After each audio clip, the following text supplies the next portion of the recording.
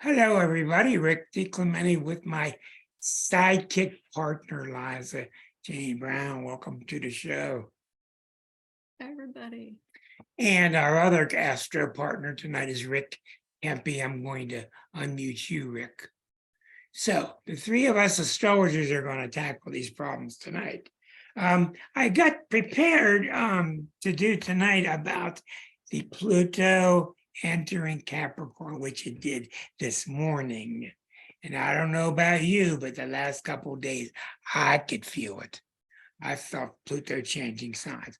Then I got to thinking, wow, the best way to test this is what did Pluto do in Capricorn? Because 15 years ago, she and I did a show on Pluto and Capricorn.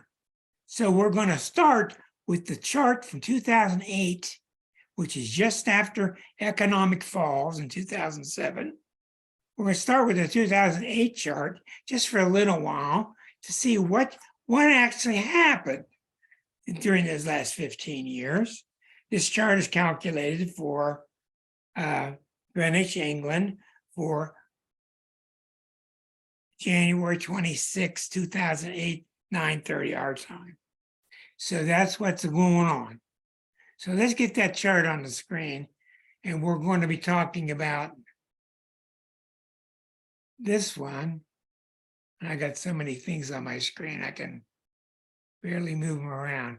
Okay, this is the chart that went on 9:30 at night, Friday night, January 25th, 2008. And it was the beginning of that period. And so the essence here that what we're thinking tonight is to review what happened during those last 23 years or 15 years, speaking as if this chart represents it. And I think it definitely did, because it will give us more credibility when we look at the chart for today, which is the beginning of Pluto and Aquarius, which is 20 years. So you can see, and I'm urging Liza and Rick to join in, you can see that the overwhelming aspect in this chart is the heavy third house in Aquarius and the Neptune, Mercury square to the ascendant. So what did you see during those 15 years? What did you hear? You heard things like, I think everybody's losing their mind. This was the communications. This was the, beginning of new spiritual communications, but it was a lot of confusion. People were not communicating like they used to. They were confused how to do it. And look at the media. The media became very unpredictable. When we had 3 networks for so long, 5, 6 networks, and all of a sudden in the last 15, we just saw a plethora of networks. Things became very confusing. Now, Neptune doesn't come along to confuse you. Neptune comes along to broaden you, to broaden your spiritual perspective. But we can see in this chart in the last 15 years that the Saturn in Virgo was high in the sky, the moon in Virgo was high in the sky, and this is very troubling. The moon was opposite Uranus. The moon opposite Uranus is always an unsteady, shaky emotional status to the public. And I think that was true too. So let me turn this one over to Liza and to Rick and get your perceptions on how the 2008 Pluto in Capricorn era was. Okay, I'll start. I remember those days vividly because Rick and I really collaborated on what we thought those times meant.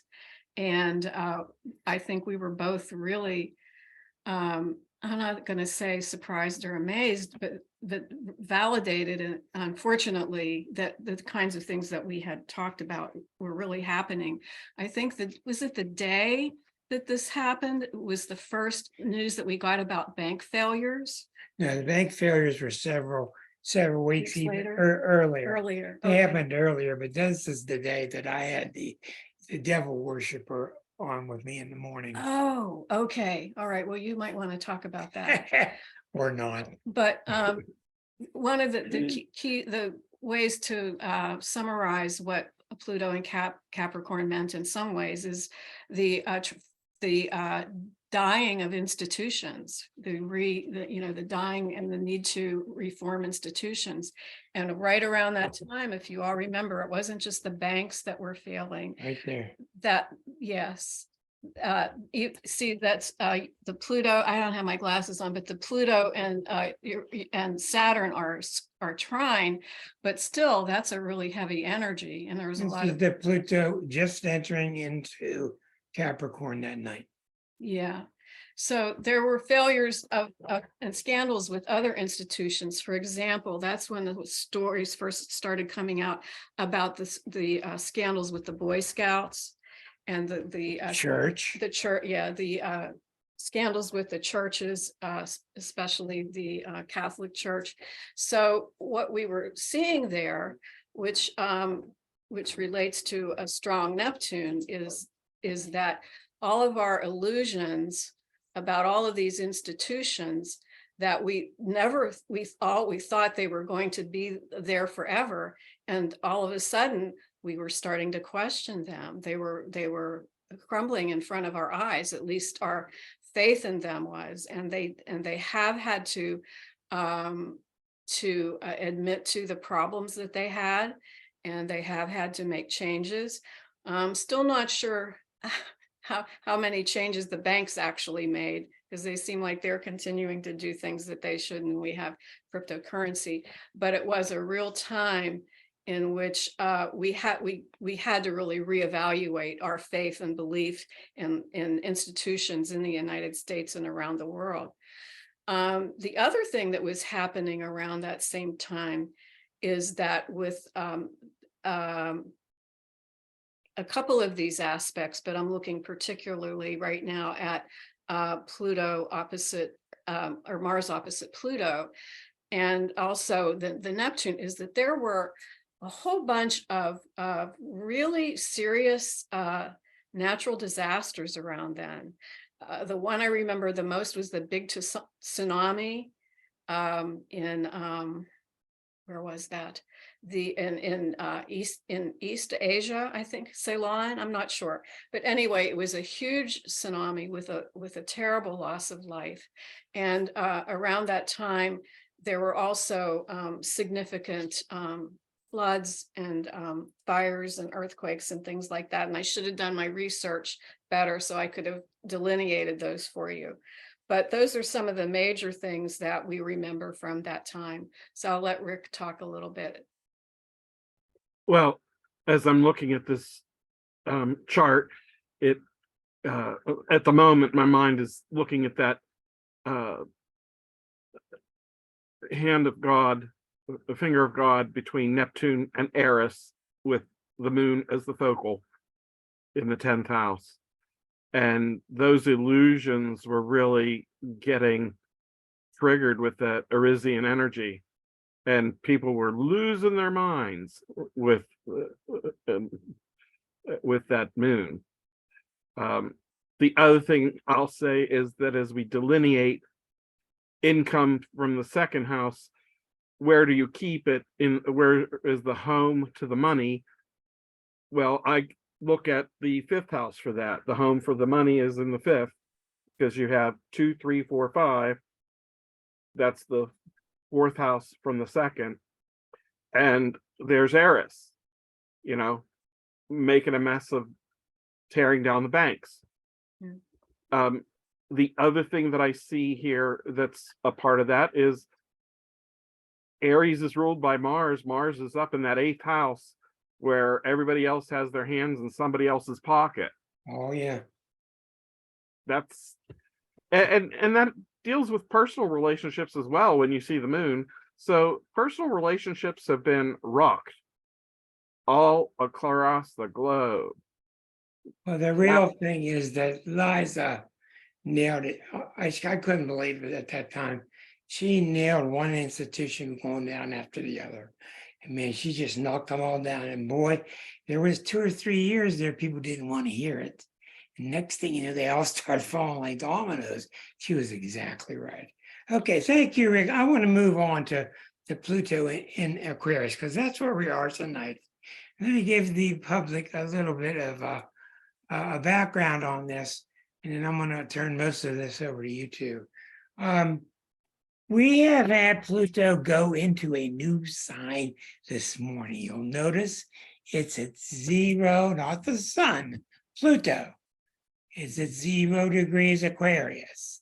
Right as we speak, we get a tremendous thunderstorm up ahead, which is very common.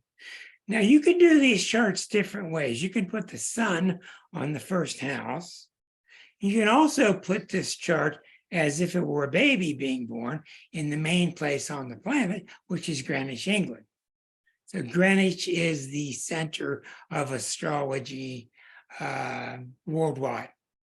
Is 0 degrees longitude. So anyhow, when you freeze frame this picture from today, look, 6 planets in Aries. Now, when I saw this a couple of months ago, my mouth fell open, because when you've got brand new, powerful energy in Aquarius, and you've got 6 new planets in Aries coming along, they kind of agree with each other. And remember, we're used to 15 years of Pluto in Capricorn, which is a staid sign, somewhat rigid, somewhat fixed. And when it goes into another sign, I don't care what it is, things are moving. This is symbolic of things moving forward. Now, remember also that the last couple of weeks, 2-3 weeks ago, we had a lot of retrogrades, and we were coming out of the retrogrades, and everything was starting to move forward. So this chart is a massive chart about a new era, about things moving forward. We do notice in the top right, the sun is next to Neptune, which is very powerful. We notice that Eris and the moon and the North Node are all square to the ascendant. Eris is still squaring Pluto. Pluto is angular. It's within 1 degree of the angle. Saturn is out by itself in Pisces. So we've got the weirdisms of having very powerful outer energies, Pluto, Neptune, along with all these early signs, Aries, Aries, Aries, Aries, Taurus, Taurus, Taurus, Taurus. So when it comes to mixing up late signs, Earth's early signs, and planets, is not easy to do. So I'm going to turn it over to you two to see what you're thinking about, because all over the internet you're seeing people writing about today, about the age of Aquarius. They're misnaming it. In a way, it is the age of Aquarius. It's hard to talk about. But what I'm saying to you is it may as well be the age of Aquarius, because it's here to stay. It's the next 20 years.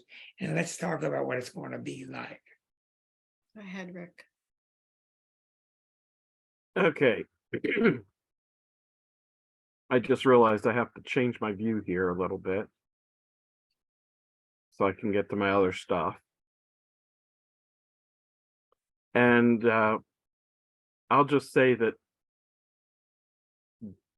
as we launch into this, we want to remember, as our classical astrologers continue to remind us, that the visible planets have a longer and more understood effect on humanity, while those that are beyond Saturn are more spiritual.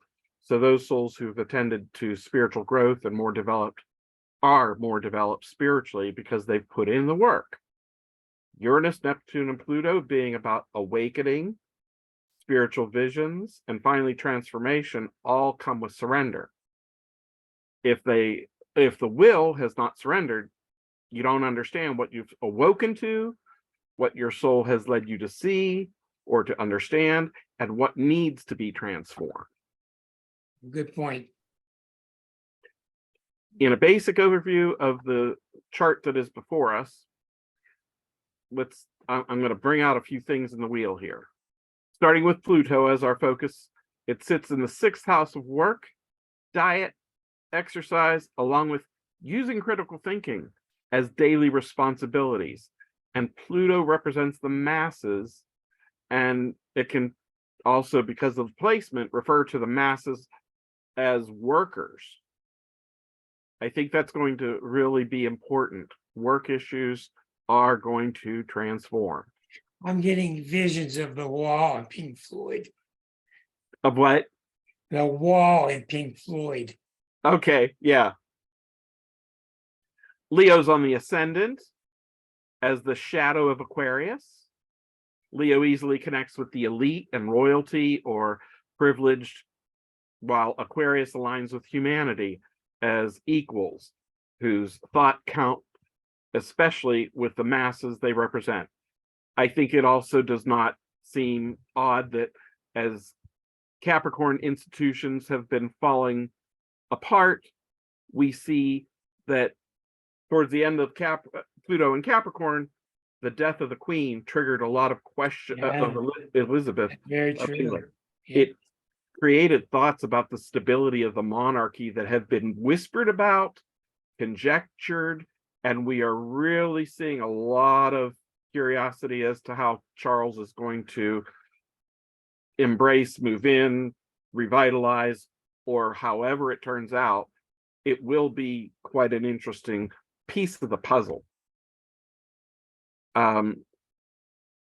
Leo also rules children, but more we should remember it is as the individuating soul of, shall we say, a teenager with hormonal zeal, sometimes over the top emotions, but ultimately a seeking of understanding its own identity as an emerging self to assert the will of personhood. The thinking of Aquarius brings a potential to be clear about emotional issues, not being carried away by them. We have to remember it is the air along the thought waves over the emotion. We know that it is not the emotions it comes with, which is a common misconception. With all the emotion of humanity, we can't forget we're talking about Pluto, Lord of the underworld, and easily thought of as death personified. Remembering that in the larger context contains death as a cycle of death, transformation, and rebirth. And Upsetting is death. what is What's the that? other? Go ahead. I'm sorry. That's okay. Upsetting as death can be to the bereaved, perhaps we should remember death is tricky to separate emotions from the deceased and the bereaved. With death, a soul is reborn into the full experience of the soul and memory of who it is, along with all its experiences and relationships. So it's a type of return to an eternal self. The body we wear for an earthly experience is temporary. Our soul is who we are. What is the significance of Pluto being angular and Mercury? So Pluto being angular and Mercury at, I see 8 degrees 8 there. degrees Aries. It is in a nice sextile.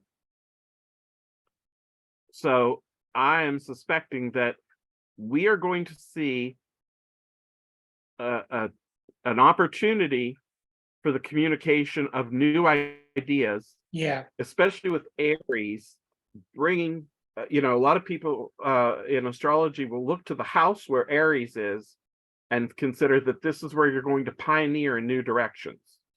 Okay. That makes So, sense. Makes sense. yeah, how we view ourselves in public is going to go ahead and reflect more of what is in the soul of humanity. What have we been working towards? So the problem of this chart is being too forceful.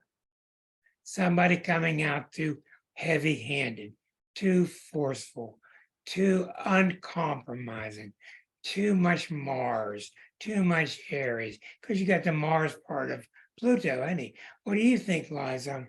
Yeah, going with the Aries, the reference you're making in those comments toward Aries, yeah, it's, things could happen very impulsively. Yeah. People could be trigger happy. Yeah. People are going to be expressing their energies in a more forceful and maybe unpredictable fashion Right. Mhm. than we would want. Impulsive. Yeah, yeah. That Certainly- impulsivity is Certainly says a peaking. lot about guns' rights. I was just gonna say that, yeah, this brings to the forefront the whole gun safety issue. And I Right. look at that and I hope, my God, I hope we're not gonna go through even more than we've been through the past few years What with people being what mass what murders. does it say to you too? Because you have to give validity to this, to see so much force in the 10th house in Aries. 10th house is each country is going to want to wave its flag real high. That's what this means. Mhm. Look at us. Look at us. Well, look at us. Well, look at us. And what I'm thinking is this kind of falls perfectly in line with Eris and her new popularity since 05, with her saying nobody's going to be left uncounted. Everybody's going to be counted for. And if you're going to count everybody, then a lot of other countries are going to have to adjust.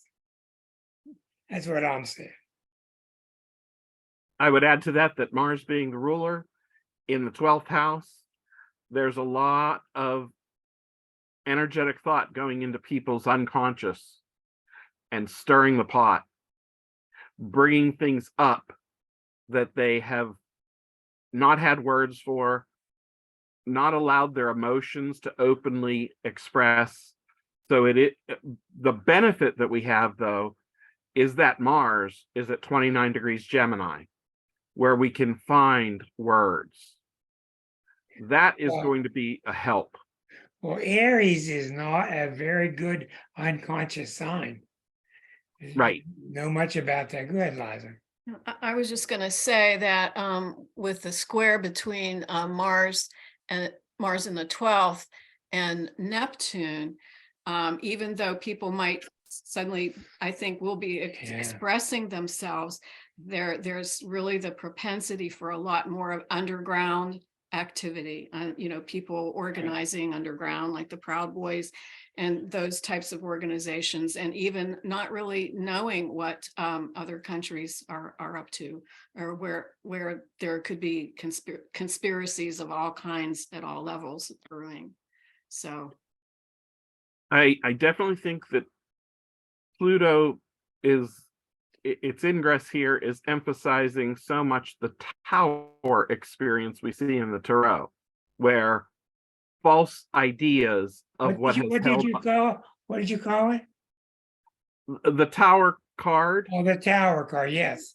Of striking at weak foundations to our structures, because originally the tower was a cathedral church with all its beauty and established visible structure, but the foundations are being shattered because they were built on shifting sand. So there's a lot of exposure of corruption in our structures. I think what's peculiar to me is how the zodiac is smart. How the zodiac chose to put so much gas pedal down. This is like 9 gas pedals in a row, stuck down to the metal with no brakes, right after the same time period when all these foundations have crumbled. You would think that there would be a period of rebuilding before you could feel confident to put the gas pedals down. So I find this a very peculiar warning. There was a comment regarding the Tower of Babel as another reference for the tower. And the Tower of Babel was basically also this larger message that before you go feeling you have conquered civilization, by being able to build something so monumental, recognize that it's in your cooperation with people who are different than you, because now they all speak different languages, they all have different cultures, their minds are different. We have to come together to go ahead and build things that are on strong foundations.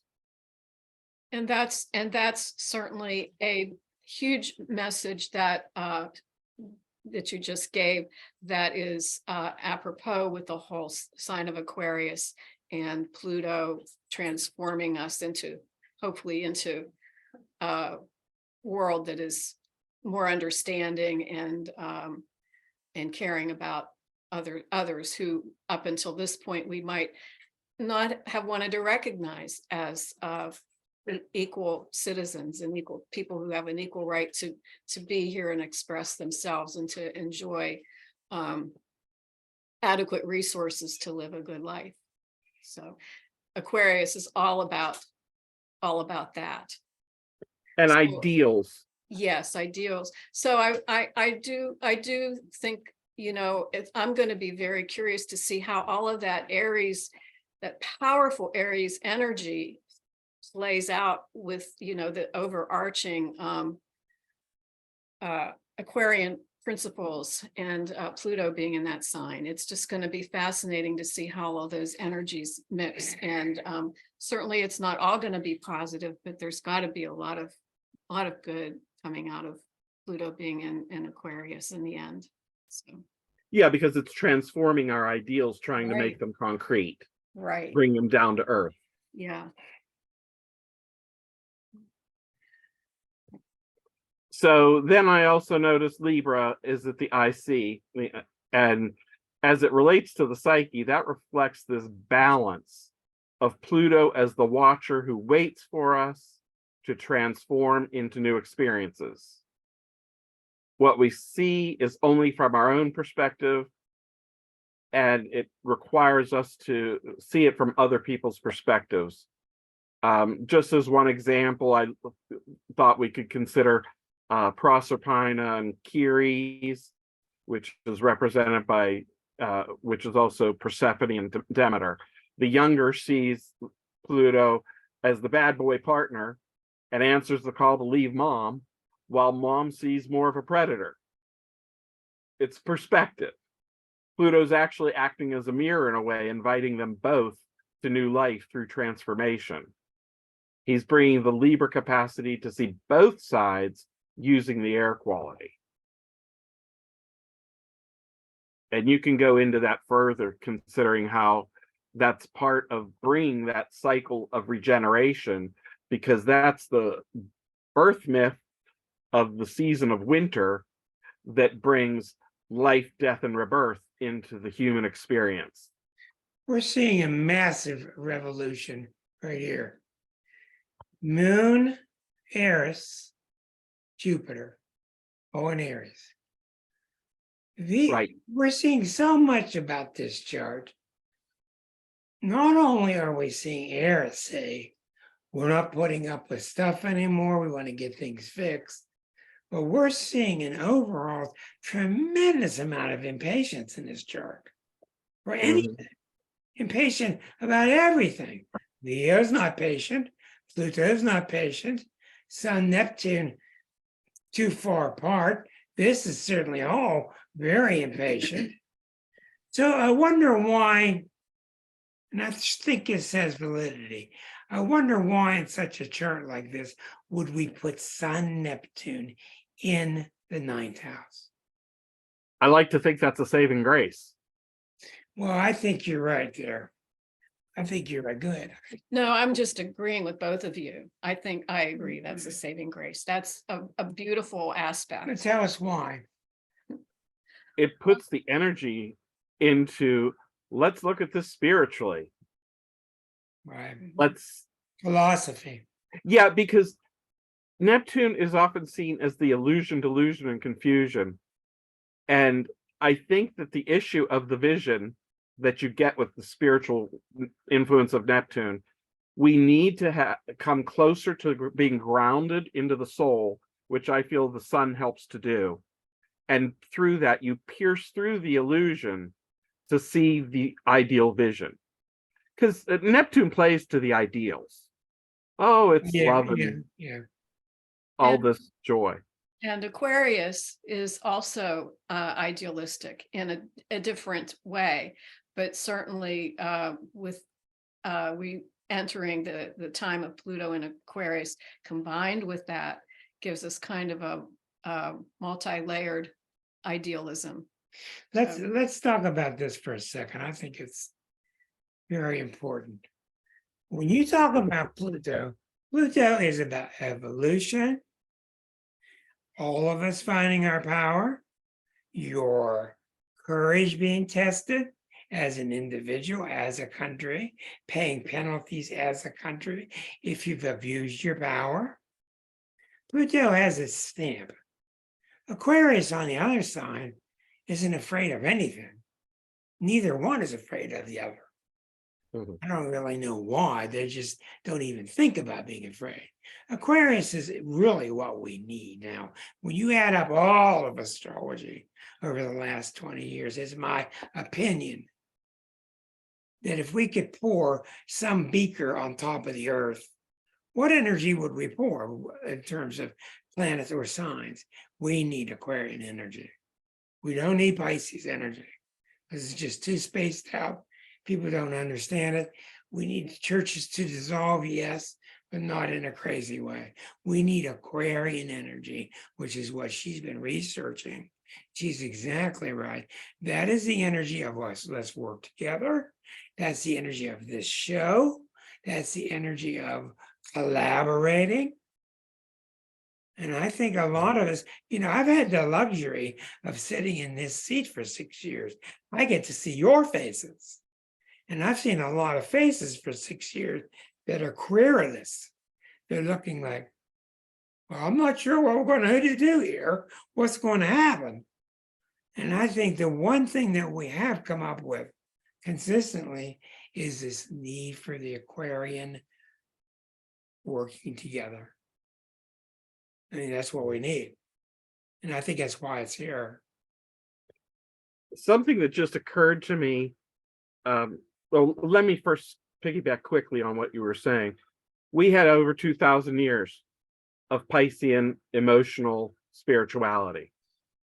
This is now the time for Aquarian headier observations of intellectually understanding our souls. That's what I see coming. Our head is trying to rise above the emotion and make sense of everything that has been carrying us through. Then why are we putting so much Aries at the same time? Well, I This is remarkable. it's all about the identity. We're looking at bringing our identity into balance between the emotion and the head, because people have been taken away to emotion. Look at all the killings in the name of God with one crusade from one church to another. The other thing that I was going to say is I just happened to notice something. You asked about Neptune and the sun, and it makes me remember we are having a lot more people seeking chemistry to go ahead and reach to God with entheogens. I think there's going to be a lot more research, collaborative medical investigation, and seeking to use chemistry, psilocybin mushrooms, MDA. There's a lot of work that's being done, and that we saw started in the 60s too, when people were singing the age of Aquarius. So I think there's something there's a place that's going to have a foothold. We're going to see a lot of changes and advances there. I looked at Sagittarius on the 6th house cusp. It calls us to use Pluto in Aquarius to use our optimism to envision better working conditions for the masses. I also think that although the galactic center is in the 5th house, I can't help but mention it as being so close to the conjunction there to the cusp. It might continue to bring attention around all the things indicated here, like situations of work, which might be transformed by AI and technology advances, Another along thing, with the, go ahead. along with the area of medical advances for global health. And because of its relationship with diet in the sixth house, we might see stronger efforts to tackle food insufficiency. And I also think with Pluto close to that seventh house cusp, and if I've had any kind of radical change in thinking in the past year, one of the biggest is seeing the seventh house as the counselor, as opposed to the marital mate. And I think with Pluto, we're talking about Pluto, and it's right Yeah. there on the cusp of the seventh house. I think what this means, you've all noticed how when you go to a counselor, you see a counselor portrayed, they're very careful what they say. They're afraid of getting sued. They have to be very careful. Well, with Pluto there, and with 6 planets in Aries, they're not going to be careful as much now. They're going to put their foot down because Pluto in the cusp of the seventh house is I want to be more effective. I want to get through to the problem. I want to dig down. Let's find out where the roots are. And I don't know what the therapists are going to do. Maybe Linda can answer because she disappeared. I don't know what they're going to be saying to each other in their conferences, but I think they're going to be tired of being held back and they're going to need a new way to penetrate. Yeah, I'm wondering where perhaps the connection to the shadow and the transformation of seeing Yes. into the darkness like a mirror. So perhaps the key will be asking the correct probing questions so the counselee can start to be led by their own growth. Yeah, and Aries is not going to be patient listening to these questions. Aries just doesn't do it. Good. Well, hopefully, though, with the right questions. Hopefully, yes. Did you have Yeah. something, Liza? I don't want to interrupt your thread here, Go guys. ahead. I think you guys are making some really Yeah, trauma. wonderful, Elke, you're right with trauma. wonderful points. Oh yeah, the whole subject of trauma. Oh, yeah. There's, as many of you might know, there's been a lot of research and innovation in the treatment of trauma lately. Not only, but including work with past lives and helping people turn up childhood memories and connecting with ancestors and all of that. But also, one of the things that really impacted me a number of years ago when I was in a workshop being led by a child psychologist, and he said, that trauma can be inherited. Trauma does change our DNA and our brain structure if it's severe enough. And those kinds of things can be overcome if we know how to help people. But there have been a lot of advances in that field lately, which I think is absolutely wonderful, because I think so many of us can be healed from that. It's really Diane, could you speak to us a moment about what you just typed? Diane is a therapist. I'm asking her to unmute herself. She just typed to me, you can't see these private chats that go on between us if you're coming to us from YouTube, but we can see them.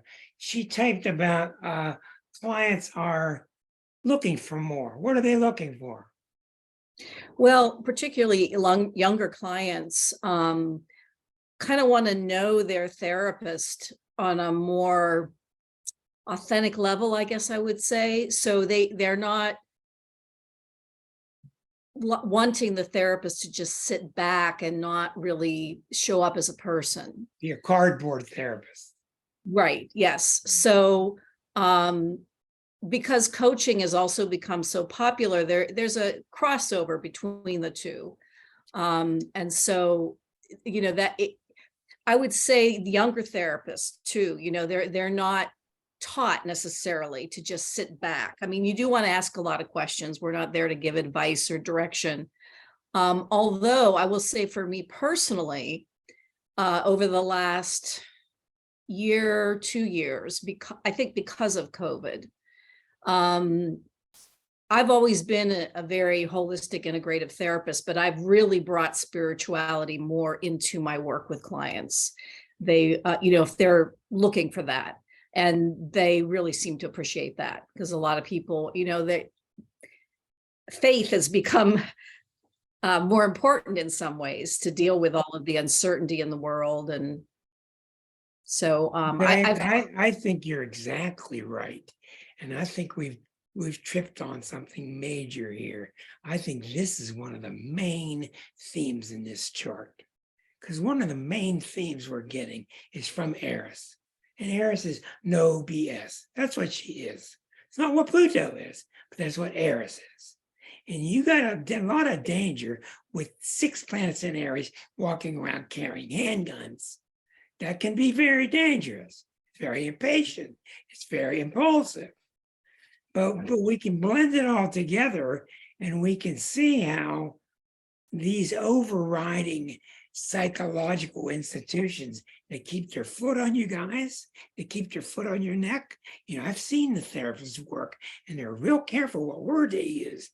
And I can understand it, but I can also see that time's running out because the people feel, I get it in astrology. People say, there's a lot more you could have said. You didn't say it. What is it? But they say that to me. You guys too?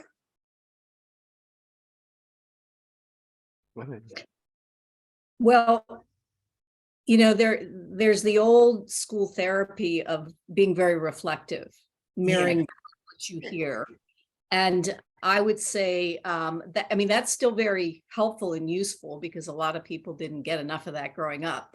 But I would say that, they are looking for the questions, the probing questions. And in general, I think the emotional intelligence is higher of younger clients. They've seen all of this, portrayal in the media, even, if you look at TV shows, there's so much more sophisticated in their dynamics and interactions. Yeah. So I think they're ready also to be confronted. They're not so scared about looking at things. I think you're exactly right on all those fronts. And I think that's an answer to a lot of people are asking. A lot of people aren't astrologers, and they're saying, how did we get here? How did we get here? We knew it was coming. We knew for sure. And I think a lot of people are still asking, how did we get here? Good, dear. I just wanted to make what kind of comment on things that Rick brought up a few minutes ago about the whole importance of questioning work issues with Pluto in the 6th house.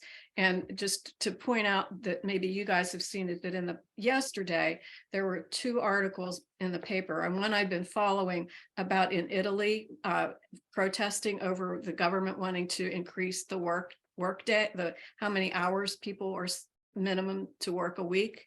And also this is happening in Japan. I can't remember, it seems to me it was incredible, like 72 hours a week people had to work in Japan. If not, it was a really high level. And so these issues are coming to the forefront in other countries. And certainly we have work issues in the United States. But when I think about how much these people are working in these other countries, it's just incredible. It's like almost like slave labor. But I don't know if it's time to change our focus a little bit. But if anybody has any other comments on what we're talking about in general with the chart of Pluto going into Aquarius, Feel free to. But I've just spent a lot of time thinking about getting ready for this program and realizing that I hadn't been thinking about how Pluto in Aquarius is going to affect us individually. And we all have Pluto and we all have Aquarius somewhere in our charts. And we certainly want to, I think, be in tune with these broad energies and want to know how we can make the most of them ourselves. So I just Those are good points. wanted to open that conversation. Well, I think a lot of that comes out of we're tired of leaving the church powerless. We're tired of leaving the church or we come out of it powerless. The guy up at the guy or the gal up at the altar has the power. We're supposed to sit and kneel and stand and sit and kneel and stand. And that age is gone because we're seeing the end of the 2,000 years of Pisces, of bowing down, of giving in, of surrendering. And look at that Aries stuff. There's this saying, I have deep respect for my preacher, my leader, my coach, but I want the power too. And it's not just a power grab. It's a commonality that we all have inherited. And I think in a lot of ways, the Bible is telling us that. You are powerful too. Jesus said to us, you can do the very things that I do and even more. It's exactly what he said. We'll give that one to a bunch of Christians. You can do what I have done and even more. And they see it as heresy, and it's not meant as heresy. It's about, that's the big thing that's going on in this chart, is owning our power, finally. Owning our power, and just too much junk got in the way with Pluto and Capricorn. It was just not a time. We're too busy watching crash, boom, bang. And just think what's going to happen when Pluto gets to Pisces. So I What would do you guys think about owning your power?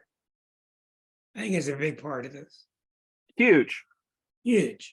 Look at Uranus in Taurus, and also the role that Venus has to play. If you pull the chart up, I'm jumping around my notes, and it's easier just to go from the chart if you want to put that up. You want that chart or today's chart? The ingress chart. Yeah. So we have Venus that is conjoined the North Node. Our move forward, we're going to identify what it is we want, what feels good, what gives us comfort with that Venus. And Taurus is also going to help us find our voices. That's a lot of, it's a huge tool towards transformation, to find your voice. And Mars is over there helping that out with giving us words. Uranus is also trying to awaken, and it's probably going to have a little bit of that impulsivity in it, and like crack things open with a little bit of wild communication on time that might not be so timely, but it'll be heady. It'll be thinking. Do you see us leading the pack here? Well, I also think we can't forget too that Chiron Jupiter connection for healing. If I only have one more thing to say, if we get shut down for time, I want to say that Chiron is calling publicly for more healing of individuals. And with the Mars ruler of Aries in the anaretic, we see that we find well-chosen words to engage the Plutonian transformation of self as we explore the unconsciousness in the 12th, where Mars is. So there's a lot of inner workings of transformation that you can see here. How does Pluto make the transformation happen? It gets your energy focused on the unconscious with Mars. That's where the energy of the chart goes. Good point. Here now. And then it will go ahead and give you the words. Let's show everybody the other option of putting the sun on the ascendant. This is a very common way of looking at charts when you don't have a regular birth time. There's no baby born. So you have to put the house cusp somewhere. So let's shift that over and go to 0 Aries, Sun on the 1st. Now take a look at, no, we don't want Sun on the 1st. We want Pluto on the 1st. Yeah, that's right. We want Pluto on the 1st. There it is. Pluto on the 1st. Now look at this chart through the eyes of Pluto on the 1st house cusp. And you are taken immediately with the opposition to Mars. Well, it actually looks like you have a bucket. From the moon. You don't know where the handle is. Well, Oh, well, no, it's not a bucket. I just saw the way that looks. Yeah. it's not quite a bucket, but it's got some similarities. Yeah. Pluto rising, right behind it is Jupiter, Venus, with this whole plethora of Aquarian stockpiled energy. Look at this. What's this stuff mean? Wait, is this a harmonic chart? No, this is simply putting Pluto on the ascendant. But for 2008, yeah, it's not the, Yeah, that's the 2008 into Capricorn. Excuse me. Let me see if I can get this straight. Okay.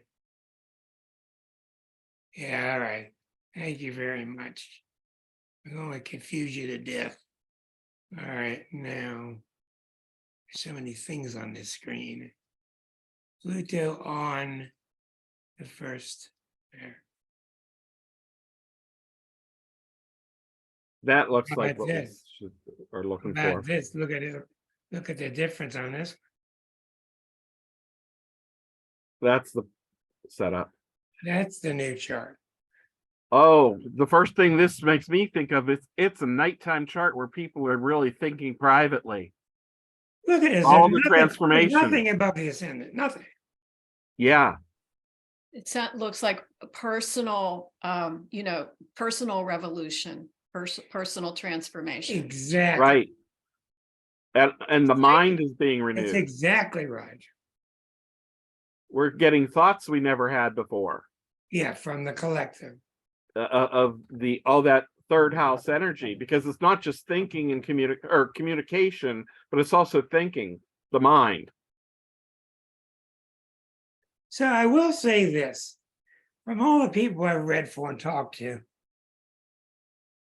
I agree with Liza. I think that I have seen people are saying, I'm not sure what I want to do with the collective.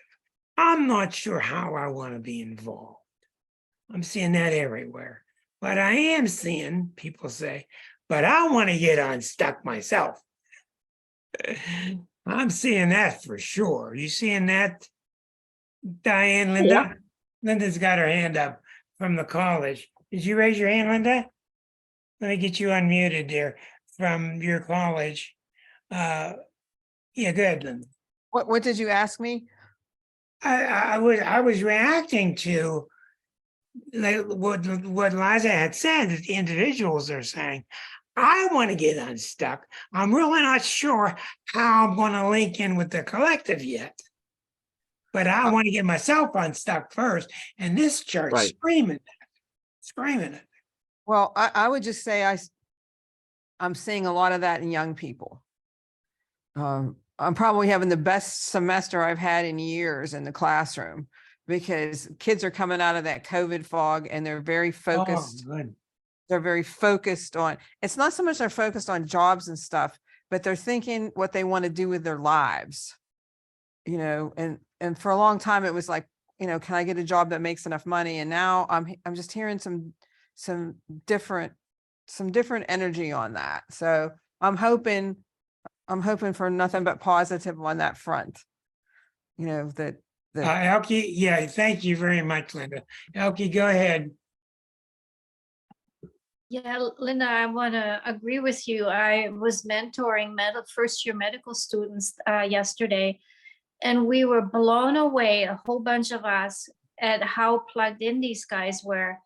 and how astute and observant, and how they were, and they had this whole trauma business figured out already, and they were just in first year, and they were looking at the older people that they were shadowing, first year, and they were looking at the older physicians, and they were pointing fingers like, this guy is not doing this patient friendly stuff, he's not, and he's an ego, and he's this and he's that. And we all debriefed afterwards as a bunch of mentors, and we came together and we debriefed, and we said, truly, we really think that there is going to be hope for these younger people, that because they've got it covered, they've got it figured out. They are where some of us have never been before or can't go. So it's really, That's very promising. yes, That's it is. It really is. Liza, what did you have to respond? 1 second. Liza had something. Well, I feel like I'm changing the subject again. Just go ahead and do what you. I wanted to talk a little bit about, I've been doing a lot of reading and thinking and experiencing synchronicity lately, about synchronicity and experiencing it lately. And I think that it has a lot to this. I'm going to try to make sense of all this, get these ideas straight, but this applies to what we're talking about and finding our own agency.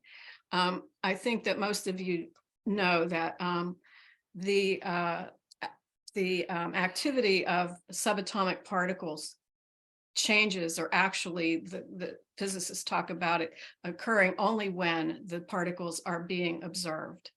If the particles are not being observed by us, they don't exist. That's just really, really mind-blowing. But synchronicity also operates on other levels. And so therefore, the actions that we have, the things that we think, really essentially create our own reality. Yes. So if we want to have an Aquarian world, our world to be transformed into this Aquarian place, then we need to act in Aquarian ways and use the energies in our charts, all of them, including Pluto and Aquarius. And Pluto and Aquarius are somewhere in your natal charts, and we're all being affected by Pluto going into Aquarius and and being on the verge of the age of Aquarius. So I think it's really important to realize that you can be all like, Unicorns and rainbows. so stereotypical over the rainbow, but what we're talking about is real here. And I watched this astrologer, what was her name? Langdon, I think was her last name. If anybody wants to know later, just message Rick. But she was also a person who channeled, and she was talking about Pluto going into Aquarius in the beginning of the Aquarian age. And while she was doing that, she was channeling guides, and she was speaking. This was all on YouTube, and asking the guide, how can, what should we all be doing at this stage of the game when, we're trying to fulfill ourselves and we're trying to make the world the best place to live in. And the guide said two things, which I thought were really profound and very simple. He said, we should be gathering in circles and holding each other's hands, whether that is like what we're doing now on Zoom or certainly in person. And the other thing is to take our shoes off and feel the earth beneath our feet and absorb the vibrations of the earth. And that will give us ideas about how we can do this. Now, both of these ideas are very Aquarian and very Plutonian. Aquarius is all about the group, the person, individuality in the group. And also Aquarians are very environmentally conscious and want to be in tune with nature, as certainly Pluto is too. So I just wanted to share that with you, because I think that, or those ideas with you, because we do have agency. We can change things in ourselves and in our environment and in the planet by what we think and what we do and what we believe Intend. and tend. That's Yeah, it. Linda, you wanted to go ahead? Go ahead, dear. Thank you. Well, I want to like talk, I just want to give a very small example of both this idea of synchronicity and this idea that, you know, when we talk about young people and sort of what's going on there, I'm teaching research writing, and somebody asked me about how to cite, put in the work cited, how to do a PDF. And I know how to, I just forgot how to do it. And I looked at it and I couldn't see it. And I remember that last semester, I had a student who was really good at this and he had showed me how to do it and I just forgot. And I thought to myself, I really need to see him. And right as soon as the class ended, I walked out of the library, and who would be coming? I have not seen him all semester. I have not seen his face all semester. He's walking right towards me. And when we talked to him, and then I said, hey, can you just, you know, can you send me the directions for that? And he sent that and a screenshot through the email. And then I was thinking, you know, at that moment about how much more collaborative my teaching is, where I don't need to know everything, you know, and I can say, hey, I forget how to do this, but I know a student who knows how to do it, and I'll get back to all of you. And we're working so hard right now, rather than having them like write sort of traditional research papers. They're working on these sort of research projects, and I've just let them do whatever they wanted to do. I gave them like an option of some support behind it, but they all chose to do their own thing. Every single one of them, they're doing their own thing, all kinds of weird stuff. And what I'm doing is walking around and sitting with them and saying, okay, let's look at how this is going right now. This is as far as we got right now. Next week, we're going to look at all these, and then we're going to come back and revise again. And it's just so much more relaxed and so much more collaborative. And I don't know how really that was a decision I made. It's just how it's It's happening. in the air. It's how it's happening. So, and the kids blossom under that, because I think that's really what they need right now. So, but the thank you. synchronicity thing drives me crazy. You know, like myself, you know, when you need something and you put it out there, it comes That's to right. Thank you, Linda.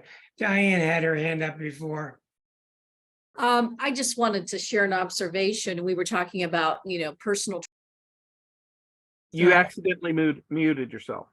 I did it by mistake. Go ahead, Diane. She's muted. I know. There we go. Okay. So I was just going to share in terms of personal transformation. I'm noticing with a lot of my clients, and it's kind of about synchronicity too. There are situations happening in their lives over, I'd say, the last 6 months. There's been a lot of clients who have situations that come up that if they aren't thinking about transforming, it's kind of forcing them to transform. Like they're being faced with very core issues. That makes a lot of sense. That's everywhere I look. Deborah, we haven't seen you in a long time. I'm wondering what's been going on in your Midwestern mind. What have you been thinking about? Oh gosh, you're catching me off guard, but You are muted somehow. one of the things that I've been I can't get you. There's no sound. It's minimal. You're not muted, but your volume's down. Go to the bottom left of your screen, and you'll see the mute button. You see that? Yeah. She's not Okay. muted. On the bottom left of the screen, there's a mute button. There's a triangle next to it. Click on the triangle next to it, and you'll see audio settings.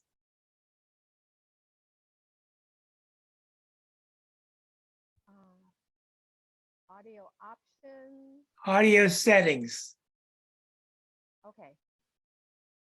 And that'll bring up a bar that you can slide the bar over. The microphone is turned down.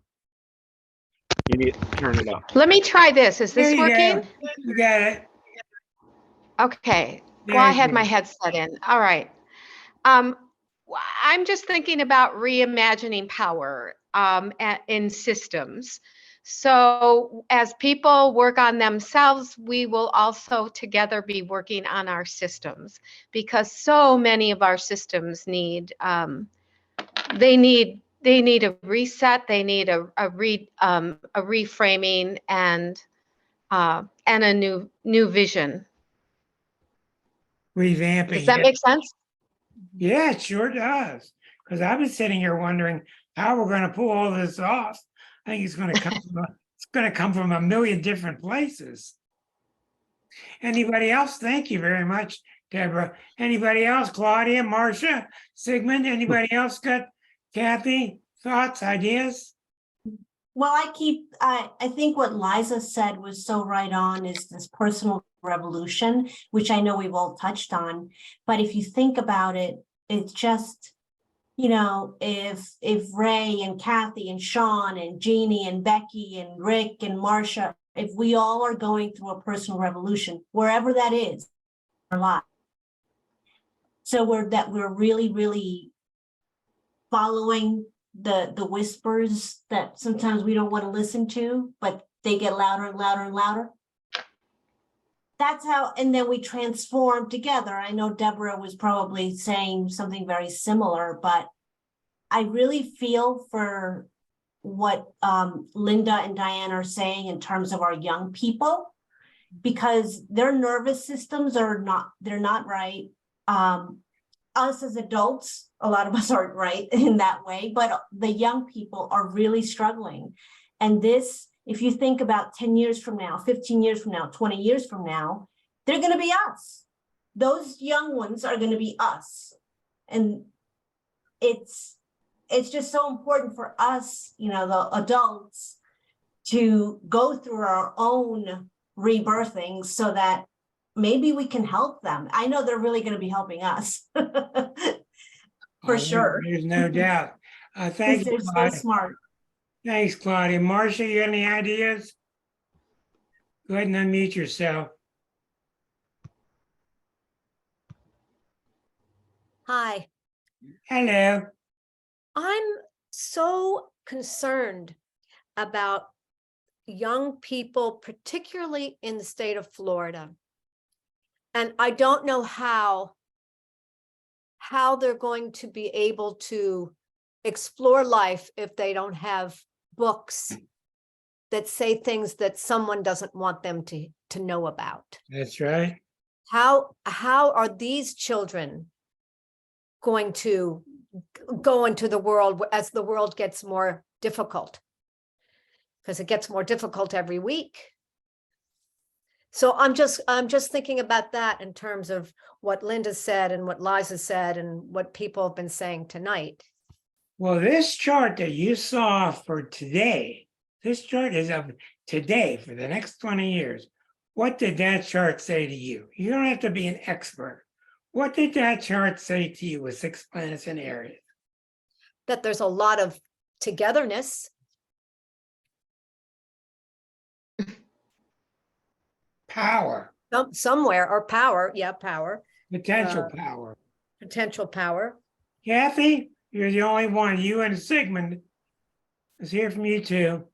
What are your ideas? Well, I had a girlfriend who was an Aries, and she was very outspoken and very verbal. And so I think the opportunity for those children to get that information will be made available, maybe in a way that's unknown to us at this moment. But, once something's out of the bag, you just can't stuff it back down.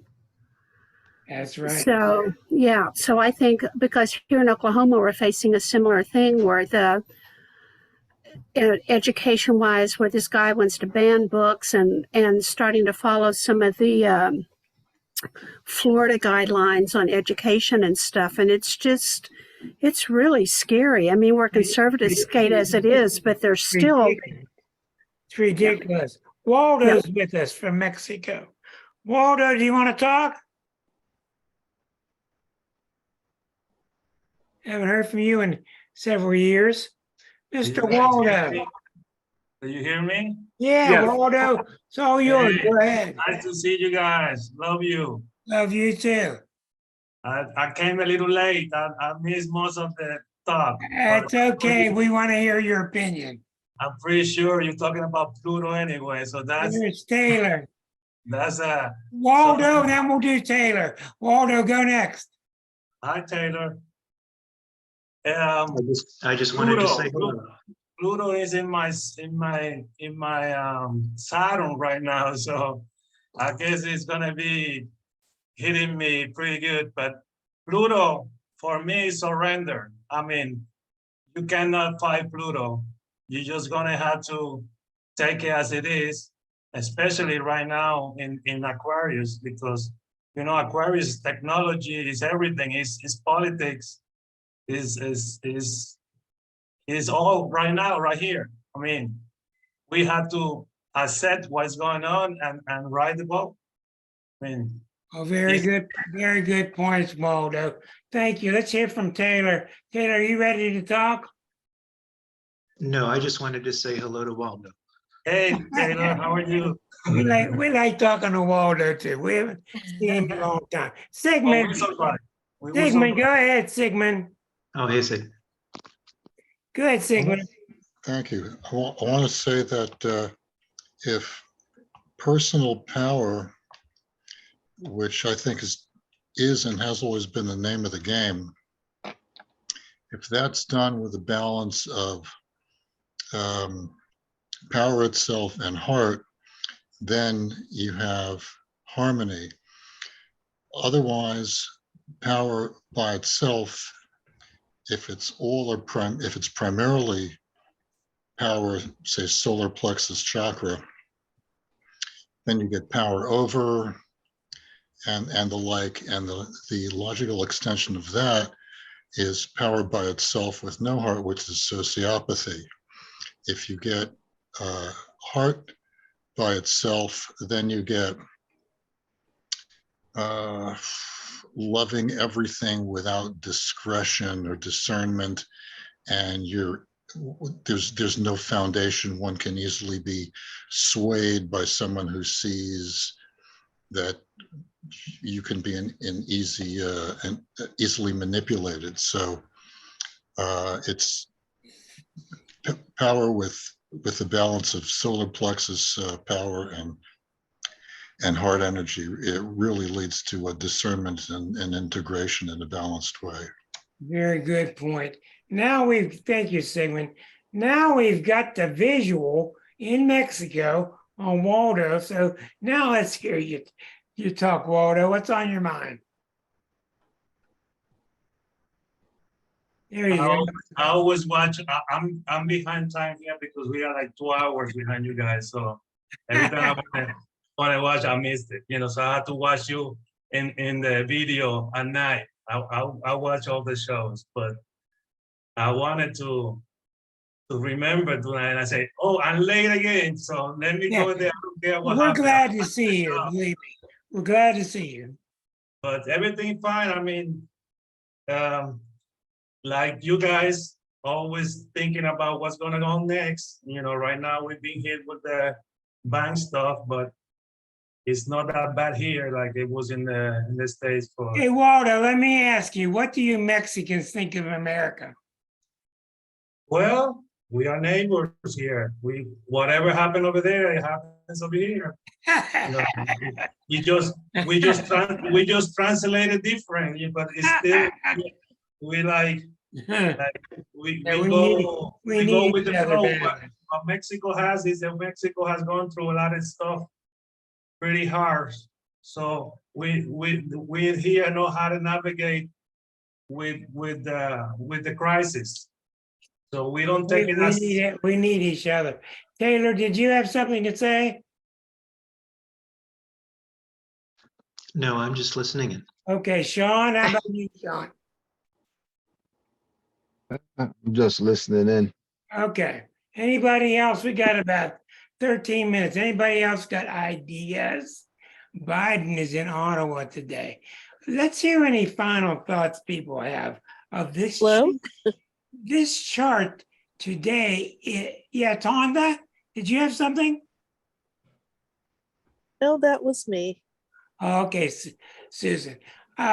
What can I say to you? I'm not exaggerating.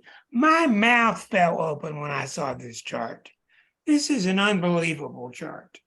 This is nothing ordinary about it. When you see 6 planets in Aries and Pluto and Saturn in Pisces, it's a chart of great impatience. It's a chart of great foot pedal. Put down the foot on the gas. And there's not a lot of brake pedal. And I don't know what that means. So I'm kind of recusing myself. But I think it's an extremely rare chart.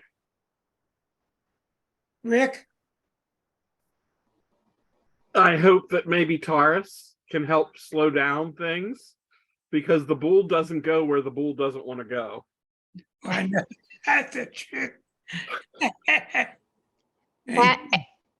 And the North Node is in Taurus. Right. Yeah. Elke has something to say. Yeah. I think it's to do with when there's a crisis, like people getting sick, really sick from COVID. You know, they have time to sit there and think about who they are and what they want and what really matters in life.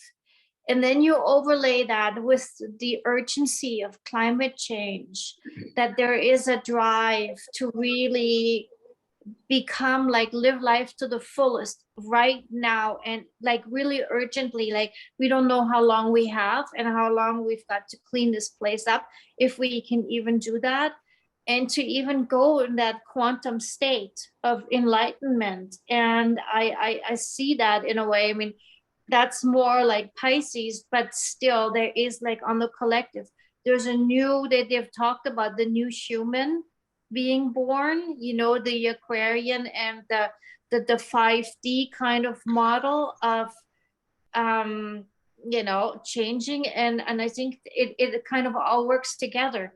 And sometimes illness will bring that about to make you focus on what really matters. I know I went through that 30 years ago, and you know, I cleaned up my diet because of it.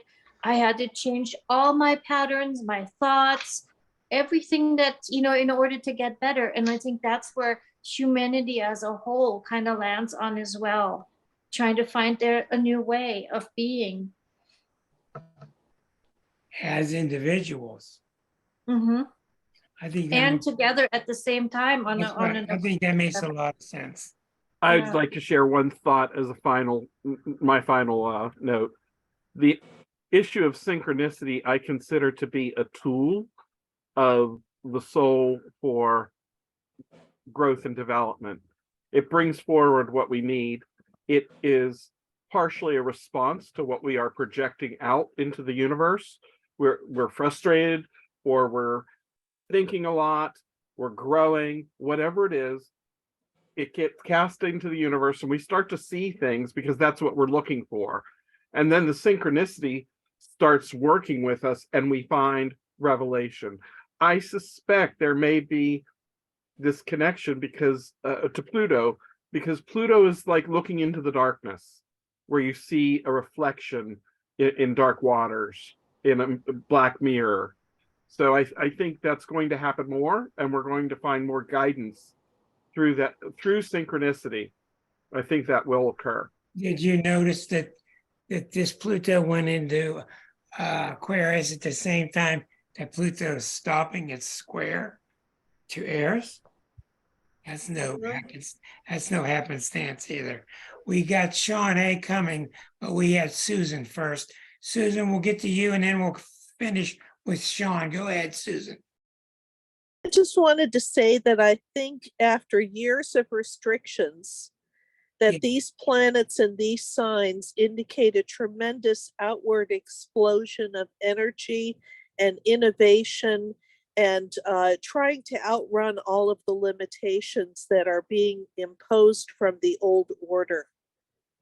I think that's a good point. Absolutely. But can you do that? That's a good point, a real good point. The impetus is there, yes. Yes, go ahead. Taylor agrees with that. Go ahead, Sean, speak up. Sean's in New Jersey. Yeah. Yeah. So if remember, so guys, remember I got my Mercury in Pisces. So it's like I got the right thing to say, but it's just the way to put it out. It's kind of funny. But so if you like, for example, my mother, I'm 39, but my mother is always worried, right?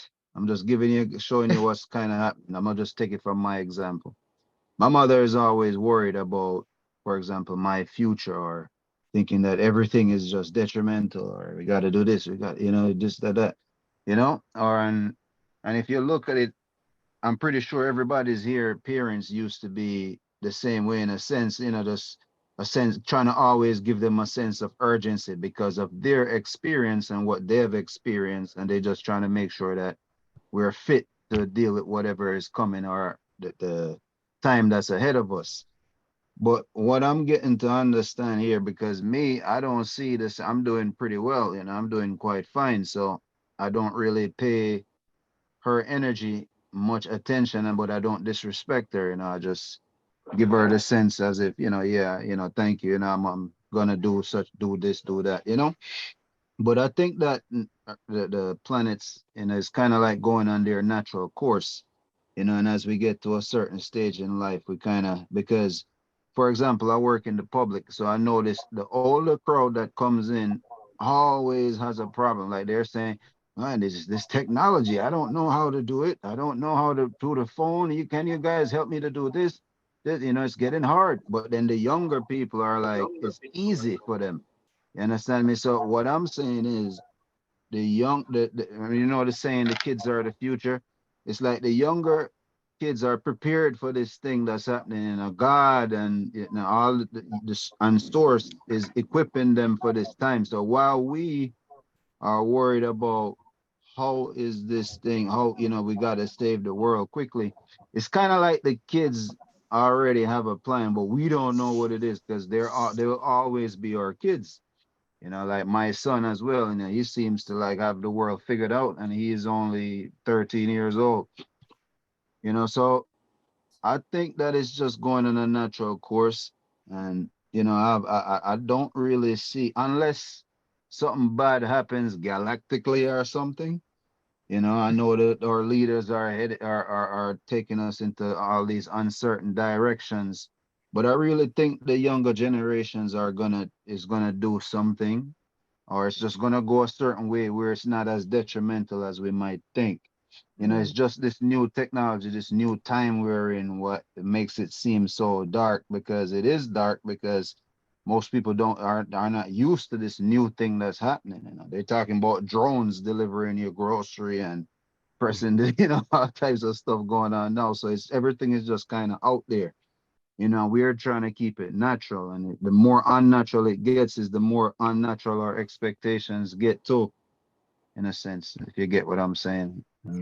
Sean, thank you. Make sure you show up next week because I do want to do your chart. But when it comes down to it, I think what we need to hear at the ending here, we need to hear an Aquarian message, because this is Aquarian times. We are shifting to Aquarius, and nobody can speak better about Aquarius than Liza can. So I'm going to put a lot of pressure on her, a lot of weight on her. Oh, boy. Tell us the I Aquarian should have message. known you were going to do that. That's right, you should have. Well, Tell us the Aquarian message. well, the Aquarian archetype is the individual within the group. So it is all about individual, and it is all about group. And we are entering this very profound Pluto in Aquarius time. I want to just remind you of what we talked about earlier, and maybe this is something you all want to talk about in the future, but still look at your own Pluto and your own Aquarius, and try to figure out what you want to do with that powerful energy for yourselves and for the collective. And the perfect way, I think, to end this, which I'm so glad I remembered, is to remember what Gandhi said, to be the change that you want to see in the world. And with Pluto and Aquarius, we can find the power to be that change that we want for ourselves and for the world. Everybody go grab your Pluto. Grab onto your Pluto. Remember something, it's not just where Pluto is now in Aquarius. You have a natal Pluto in your chart in probably Leo or Virgo in a certain house. That Pluto will get activated just because Pluto got activated today. So take a good look at your natal Pluto. We love you all. It's been a great session, not a simple one. Thank you for your patience. We're going to do week after week of interesting things, and I hope you can all find your power with no difficulties. And we're all getting blessed by senior Sigmund, so we're all okay. Bye.